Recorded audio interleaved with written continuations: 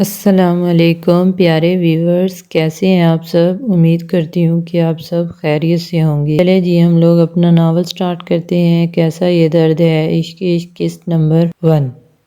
اندھیرے کمرے میں بس جو روشنی کی گول کرن تھی وہ اس کے لبوں میں دبی تھی۔ باقی کمرے میں قبر جیسا اندھیرا تھا۔ وہ کمرے کی کھڑکی کے آگے کھڑا تھا جس کے دونوں پٹ کھلے تھے۔ بلیک سنڈوز کی بلیک ہوڈ سر پہ تھی۔ ملتان میں ٹھنڈ بہت پڑتی تھی مگر ہوا زیادہ تیز نہ تھی۔ وہ آسمان کو دیکھتے ہوئے بس کش لگانے میں مصروف تھا۔ آنکھیں لال تھیں، نہ جانے کیا غم تھے اس کو جنہیں اندر دبا رہا تھا وہ۔ تب ہی اس کے فون پہ میسج بجا۔ اس نے نکال کے دیکھا جہاں صبیحہ اس کی کزن کا میسج جگمگا رہا تھا۔ جاگ رہے ہو؟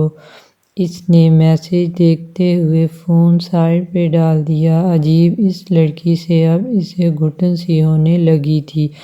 وہ شادی شدہ تھی مگر پھر بھی اس سے فاحش باتیں کرنے میں اسے کوئی آر نہیں تھی۔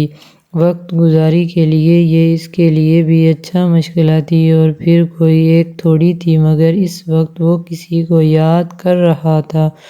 ہاں، اس کا اپنا سگا بھائی جو چند سال پہلے اسے چھوڑ گیا تھا۔ اس کے بعد اس کی دلچسپی ہر چیز سے اٹھ گئی تھی۔ راتیں تب سے بھاری ہو گئی تھیں اور سکون ناراد وہ اس کے آخری پلوں میں اس کا دھیان نہ رکھ پایا۔ یہی غم اس کو سب سے زیادہ تھا۔ اور پھر باقی گھر والے۔ اس نے سر جھٹکا، ساتھ میں سوچیں بھی۔ پھر ایک چھوٹی سی ڈبی سے 2 سلیپنگ پلز نکال کے منہ میں رکھ لیں۔ وہ جانتا تھا نیند نے مہربان اب بھی نہیں ہونا مگر کوئی بات نہیں، اب تو یہ عادت سی بن گئی تھی۔ تم سب پاگل ہو اور کوئی بات نہیں ہے، پرے ہٹو۔ اتنی بھوک لگ رہی ہے اور چاہتے ہو میں کچھ بھی نہ کھاؤں؟ نور سب سے لڑ بڑھ کے کیفیٹیریا کی طرف بڑھ رہی تھی جبکہ سب کا خیال تھا ابھی مزید گھوم لینا چاہیے۔ آج اس نے اپنی ساری اسکول کی دوستوں کو ایکسپوز پہ جمع ہونے کا کہا تھا۔ وہ آدھی سے زیادہ آئی بھی تھیں اور جو نہیں آئی تھیں ان پہ لعنت بھیج کے وہ لوگ ایکسپوز آ گئے تھے اور اب اسے فوڈ کورٹ جانے کی پڑ رہی تھی مگر باقیوں کا خیال تھا کہ بکس خریدی جائیں۔ وہ سب ہی ناولز کی شوقین تھی پر نور کے لیے بھوک زیادہ ضروری تھی۔ اس کے آگے بڑھتے ہی وہ سب پیچھے لپکیں۔ پیسے ملاؤ، مجھے نہیں پتا۔ فضا نے سب کے پیسے ایک ایک کر کے جمع کیے اور دعا کو اپنے ساتھ لیے اسٹال کی طرف بڑھ گئی۔ ٹیبل تو کوئی خالی نہیں، مبشرہ نے چاروں طرف نظر گھماتے ہوئے کہا۔ کوئی بات نہیں۔ نور نے سب کو ریلیکس کیا اور الٹی پلٹی مار کے نیچے بیٹھ گئی۔ اسے دیکھ کے پہلے تو سب کنفیوز ہوئیں مگر پھر سب ہی بیٹھ گئیں۔ نور فرحان فرسٹ ایئر کی اسٹوڈنٹ تھی۔ بڑی بڑی آنکھیں، پتلی سی اور چھوٹی سی ناک اور پتلے ہونٹ، وہ کوئی اینیمی کریکٹر لگی تھی۔ بلیک عبائی کے ساتھ پنک اسکارف پہنے ہوئے وہ ابھی بھی معصوم لگ رہی تھی۔ سب لڑکیوں نے ہی حجاب لیا ہوا تھا، ایک دو نے نقاب لے رکھا تھا۔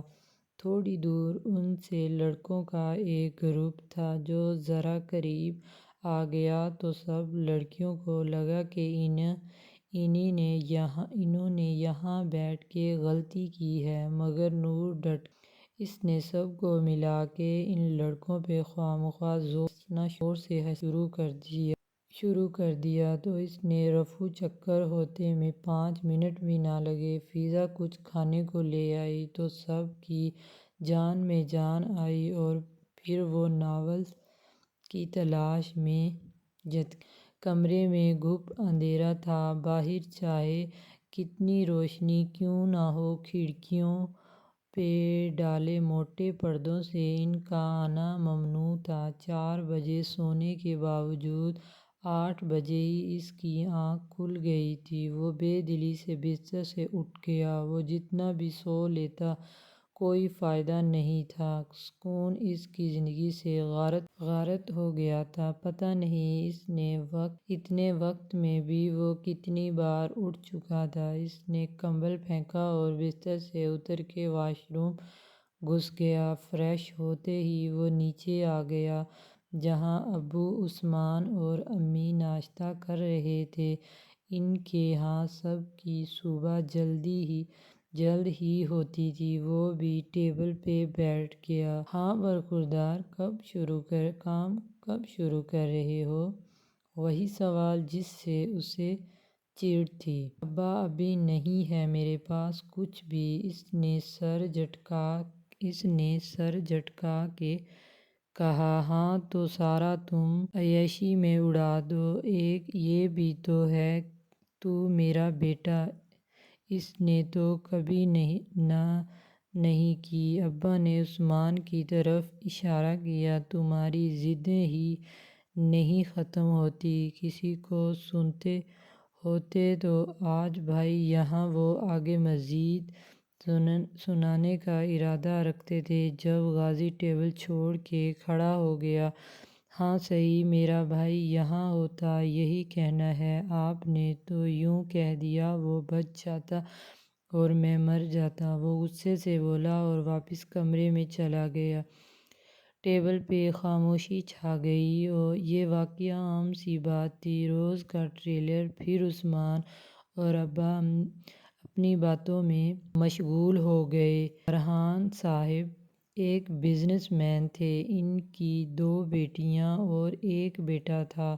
سب سے پہلی بیٹی تھی جس کا نام فریحہ تھا، پھر بیٹا جس کا نام مزمل تھا اور آخری نور۔ دونوں بڑے سنجیدہ جبکہ نور چلبل سی طبیعت تھی، اسی سے ہی گھر میں رونق تھی۔ وہ کبھی اماں کو تنگ کرتی، کبھی بہن بھائیوں سے چھیڑ خانی، اور اس کے بقول وہ ایسا نہ کرے تو اسے سانسیں نہیں آتی تھیں، نہ نیند میں سکون ملتا تھا۔ نور خدا کا واسطہ ہے اٹھ جاؤ۔ مسز فرحان اسے پھر سے سوتا دیکھ کے بولیں۔ امی ابھی فریحہ باجی واش روم سے نکل آئیں، پھر میں اٹھ کے چلی جاؤں گی، اس نے منہ پہ کمبل ہٹائے بغیر کہا، اور پھر اس کے بقول وہ فریحہ باجی کب واش روم سے نکل کے چلی بھی گئیں، اسے پتہ ہی نہیں چلا اور وہ مزید 1 گھنٹہ سو گئی۔ پھر آنکھ تب کھلی جب اماں کی جوتی پڑی۔ وہ کمبل پھینکتی واش روم میں گھسی۔ تو تجھے کیا ضرورت تھی ابا کی بات کا جواب دینے کی؟ روحان نے غازی کو دیکھتے ہوئے کہا۔ کیوں نہ دیتا، سر میں درد کر دیا ہے ہر وقت۔ کب کام شروع کرو گے؟ کب کرو گے؟ اپنے چہیتے کو تو خود اپنے کام میں لگا لیا اور چاہتے ہیں کہ میں اپنا کام شروع کر لوں۔ اس نے وہ گھٹیا مشروب اپنے لبوں سے لگائی۔ وہ کوئی دوسری بوتل پی رہا تھا جس کا اثر اب ہونے لگا تھا۔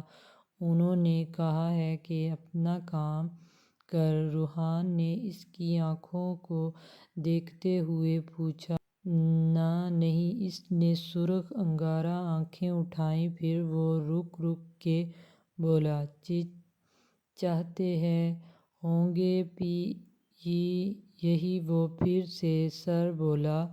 اس کا سر ڈیل ڈول ہو رہا تھا تو روحان نے نفی میں سر ہلایا۔ اس کے پاس شیشہ رکھا تھا جبکہ اس کا پائپ ہاتھ میں تھا جس سے وہ کش لگاتا تھا اور پھر دھواں فضا میں پھیل جاتا۔ وہ متعدد بار غازی کو منع کر چکا تھا کہ وہ شراب نہ پیئے، مگر وہ ہر بار اسے آب حیات کہہ کے لبوں سے لگا لیتا تھا۔ اسے لگتا تھا کہ یہ اس کے غموں سے نجات پانے کا آخری حل تھا۔ شانی اس طرف نہ جاؤ۔ وہ دکان پہ کھڑا سگریٹ لے رہا تھا جب کہ شانزل عرف شانی بائیک کے پاس کھڑا تھا۔ وہ عمر میں بس 3 سال کا فرق تھا۔ اس کے ہاتھ میں ایک بال تھی۔ غازی نے اسے مڑ کر دیکھا اور واپس دکان والے کی طرف متوجہ ہوا۔ سگریٹ ہونٹوں پہ لگائے وہ اسے جلانے میں مصروف تھا۔ تبھی ایک زوردار چیخ فضا میں بلند ہوئی۔ وہ جیسے ہی مڑا اسے لگا وہ سانس نہیں لے سکے گا۔ شانی ایک جھٹکے سے اس کی وہ اپنے کمرے میں پڑا تھا، پسینے میں شرابور۔ وہ جانتا تھا اسے یہاں چھوڑنے والا روحان ہی ہوگا۔ وہ اکثر اسے گھر چھوڑ جاتا تھا۔ جب وہ نشے میں دھت ہوتا تھا اسے نہیں یاد تھا اس نے رات کو کتنی بوتلیں پی تھیں۔ اس کے کپڑوں میں سے عجیب سی بو اٹھ رہی تھی۔ اس نے گھڑی کی طرف نگاہ اٹھا کے دیکھا، وہاں 11 بج رہے تھے۔ ایک آسودہ مسکراہٹ اس کی ہونٹوں کو چھو گئی۔ یہ آب حیات پینے کا اسے یہ سب بڑا فائدہ تھا کہ وہ سو سکتا تھا۔ ہاں، سکون کا نہیں مگر سو سکتا تھا۔ اس نے موبائل دیکھا جہاں لڑکیوں کے میسیجز کی لائن لگی تھی۔ اس نے سب کو گڈ مارننگ کا رپلائی دیا اور موبائل پرے ڈال دیا۔ وہ سب اس کی وقت گزاری تھی۔ ہر ایک یہی سمجھتی تھی کہ بس وہ اس کی زندگی میں ہے اور وہ اسی سے سب سے پیار کرتا ہے، مگر اس کا کیا جاتا تھا وہ سب بھی تو پیسے کی پجاری تھیں۔ وہ جانتا تھا پیسہ نہ ہو تو ان میں سے کسی ایک نے بھی نہیں ٹکنا۔ وہ سب اس سے پیار جتاتی مگر اسے سب کی باتوں سے کوئی پرواہ نہیں تھی۔ حال تو جیسے ان میں سے کسی کو نہ تھا۔ ابھی بھی وہ 7 کے بجائے 11 بجے رپلائی دے، یہ ان کا مسئلہ نہ تھا۔ ان کا مسئلہ بس یہ تھا کہ غازی انہیں کب، کیسے، کس وقت شاپنگ کروائے۔ ہو نہ ہو کبھی کبھی غازی کو لگتا کہ وہ ان نام نہاد اپنوں کے بیچ میں پھنس گیا۔ پھر سے نہیں۔ اس نے بڑبڑاتے ہوئے سوچوں کو آنے سے روکا۔ اس کے سر میں ابھی بھی ہلکا سا درد تھا۔ وہ واپس لیٹ گیا اور 10 منٹ میں ہی سو گیا۔ اس کے آب حیات کا کمال!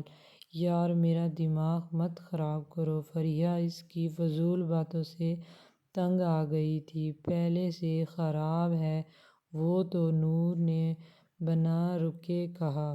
امی اس کو بولیں یہ مار کھا لے گی اب مجھ سے، فرحہ کی برداشت جواب دے گئی۔ وہ چیخی، اللہ حافظ کہتے ساتھ ہی وہ بھاگ نکلی۔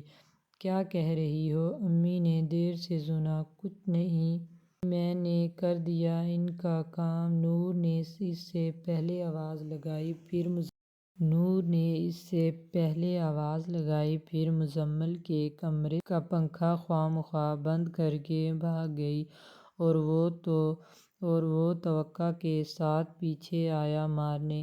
امی امی! وہ تیز تیز بھاگتی اماں کے پیچھے لپکی۔ تب تک مزمل نے آ کے اسے ایک جڑ دیا تھا۔ امی نے حسب عادت دیر سے سنا۔ امی آپ بھی تو ایک دیر سے سنا کریں، تب تک پٹ پٹا جاتے ہیں۔ پھر ہم پھر کہتی ہیں لڑا مت کرو، شکایت کیا کرو۔ وہ منہ بناتی باہر نکلی۔ واہ میرے اللہ! اتنی جلدی مکافات عمل! میرا دل سجدہ ریز ہو گیا۔ فرحہ نے اس کا مذاق اڑایا۔ پاگل کہہ کے وہ کمرے میں آئی، پھر موبائل اٹھایا جہاں وہ مبشرہ سے باتیں کرنے میں مصروف تھی۔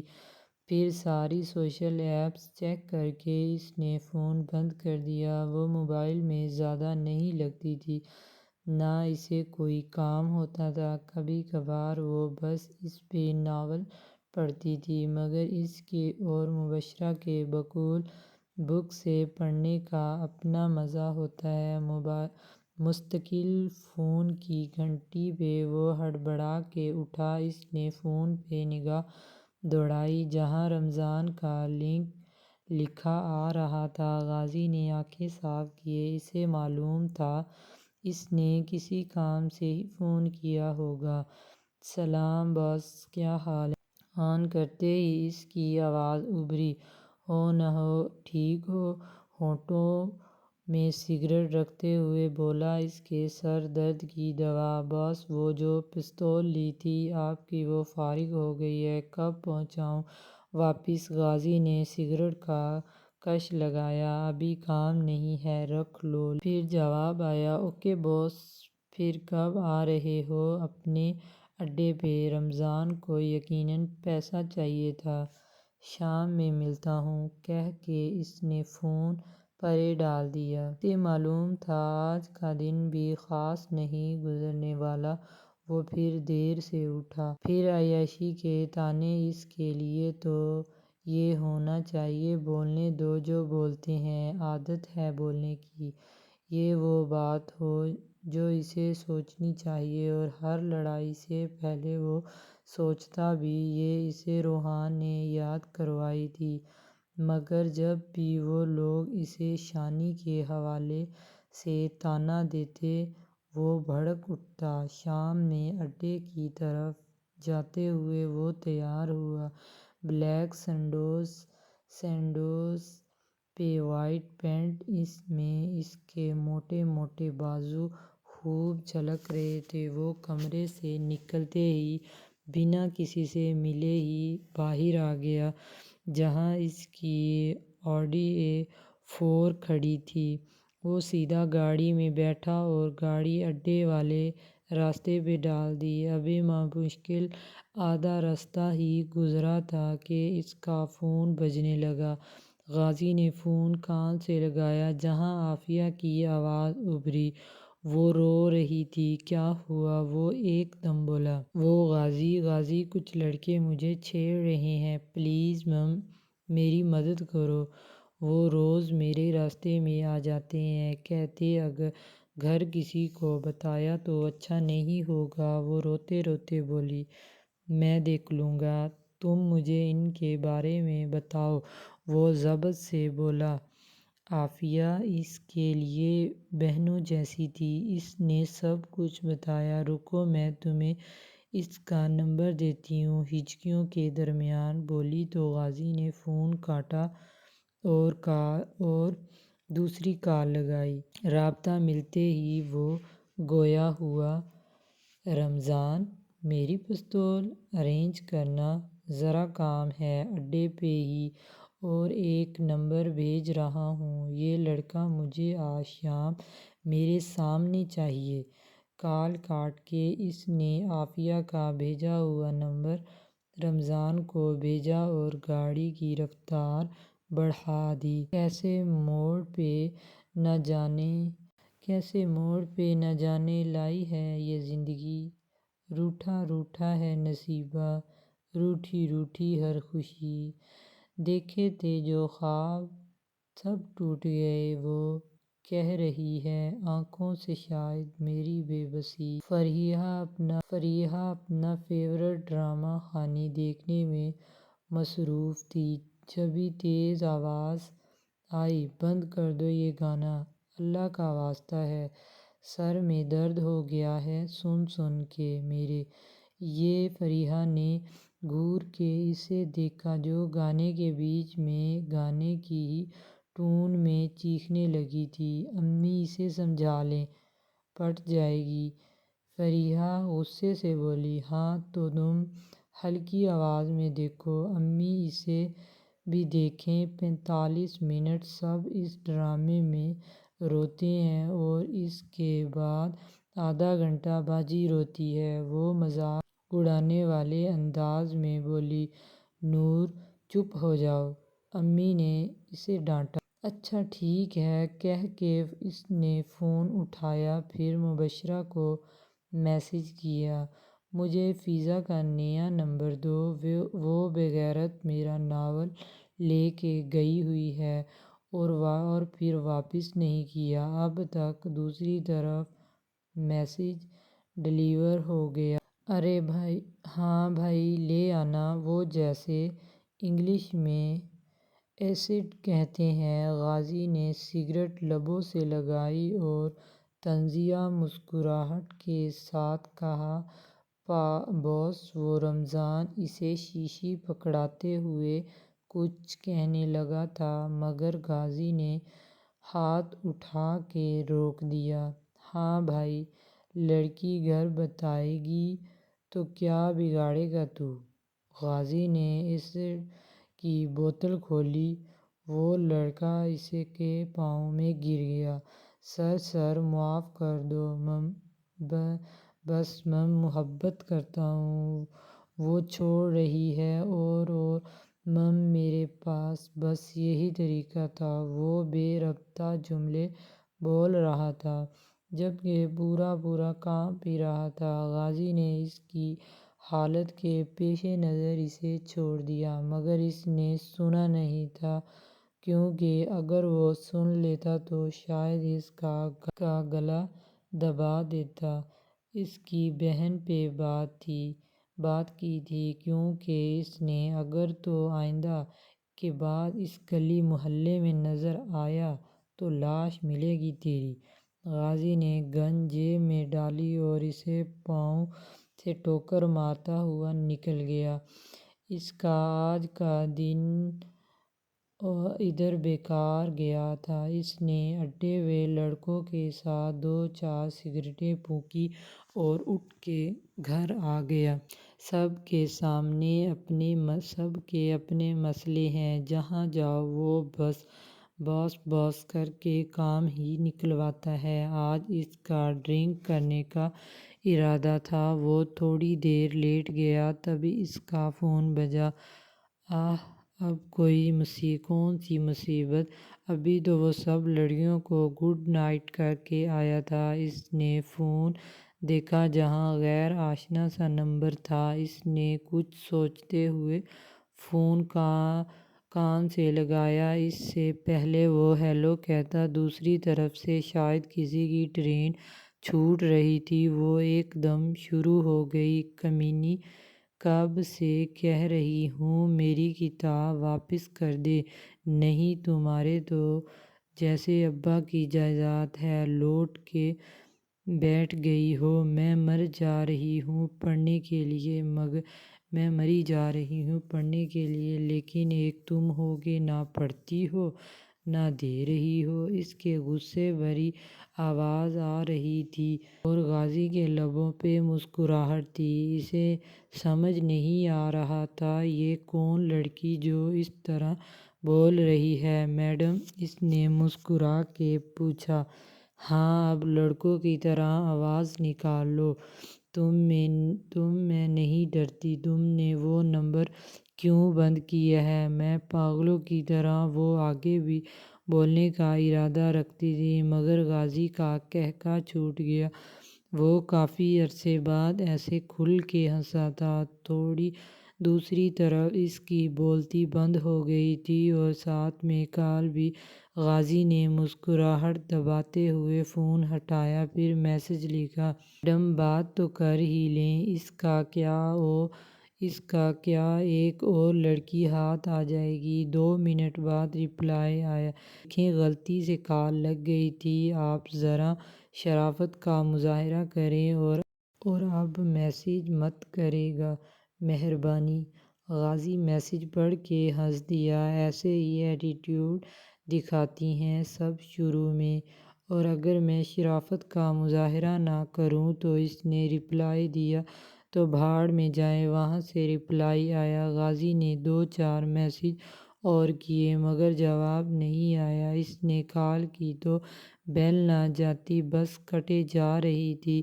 وہ سمجھ گیا نمبر بلاک ہو گیا ہے۔ غازی نے اس کا نمبر AA سے سیو کیا تاکہ وہ نمبر اس سب سے اوپر رہے۔ پھر واٹس ایپ پہ چیک کیا جہاں وہ آن لائن تھی۔ اس نے اسے دوبارہ میسج کیا، میڈم، اور ساتھ ہی اگلا بھی، اگر آپ نے بلاک کیا تو اچھا نہیں ہوگا تب تک جب تک واپس ان بلاک نہیں کریں گی۔ غازی نے اسے میسج کیا اور سین ہوتے ہی اس کا آن لائن سٹیٹس آنا بند ہو گیا۔ جانی نمبر بلاک۔ غازی نے لبوں میں دبی سگریٹ کا کش لگایا۔ وہ ہنستے ہوئے یہ بھول گیا کہ وہ کسی غم میں غرق تھا۔ وہ ایک دم چونکا۔ آج وہ دوسری دفعہ اپنا غم بھولا تھا۔ ایک دفعہ وہ ایک لڑکی کی وجہ سے بھولا تھا، اب دوبارہ اس نے سر کو جھٹکا دیا۔ پھر ذہن اس کی آواز کو یاد کرنے لگا۔ اس نے مسکراتے ہوئے سلیپنگ پلز نکالے اور منہ میں ڈال دیے۔ اوئے پاگل، یہ کس کا نمبر پکڑا دیا تم نے مجھے؟ نور نے غصے سے اسے سنائی۔ کس کا دے دیا میں نے؟ دوسری طرف مبشرہ کی آواز ابھری۔ فضا کا ہی تھا۔ اس نے اپنی طرف سے یقین دہانی کروائی۔ اچھا مرد بول رہا تھا کوئی۔ پھر ایک دم سے اس نے غور کیا، نمبر اس نے خود غلط سیو کیا تھا۔ 24 کی بجائے وہ 42 ڈائل کر چکی تھی۔ چونکہ اس نے ہینڈ فری لگائی تھی اس لیے وہ دیکھ سکتی تھی۔ خیر چھوڑو، اس نے بلاک کر دیا۔ نور نے گہرا سانس لے کے بات ادھوری چھوڑی۔